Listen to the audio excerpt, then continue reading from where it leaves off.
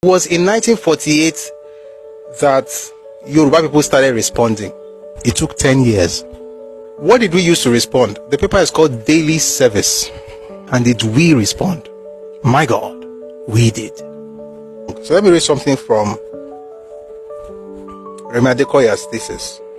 With regards to ethnic relations between Igbos and Yorubas, a significant event deserving special attention during the Richard's Constitution era was the so-called Lagos Press War of 1948 between Azikiwe's newspapers, in particular the West African Pilot and the Daily Service, which had by now become the mouthpiece of the Yoruba Ẹgbẹ Ọmọ Odùduwà. From the inception of the Ẹgbẹ in Nigeria, with Awolowo as Secretary General, it faced accusations from Azikiwe and his media of ethnicizing politics. Azikiwe's media conveniently ignored the fact that an Igbo federal union with very similar objectives for the Igbos already existed at the time. For most of 1948, the rival papers were involved in a bitter war of words, involving personal attacks, often tainted with ethnic undertones.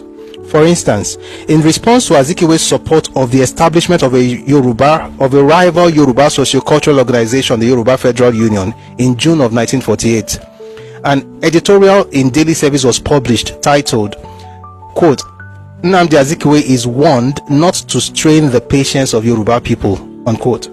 In it, the Yoruba author stated, quote, the picture that leaves me bewildered, however, is that of Zik, an out-and-out Igbo inaugurating a Yoruba Federal Union. It may be said in mitigation that he had but the poorest materials out of which to erect Jesus is Lord. Sorry, I read this thing before, but be like I say I never read that before. This is mad though. It says the picture that leaves me bewildered, however, is that of Zik, an out-and-out Igbo inaugurating a Yoruba Federal Union. It may be said in mitigation that he had but the poorest materials out of which to erect the Yoruba Federal Union, having only managed to scrape together the waifs and strays of the Yoruba race. He had no Yoruba unions to federate, for no Yoruba union would submit to the degradation of being federated by Zik. Nevertheless, the daring of the man is staggering.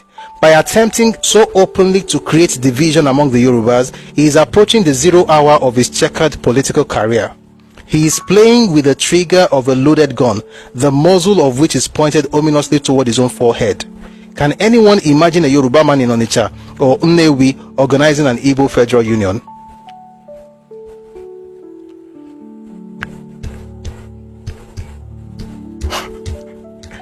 Walai, I like that response.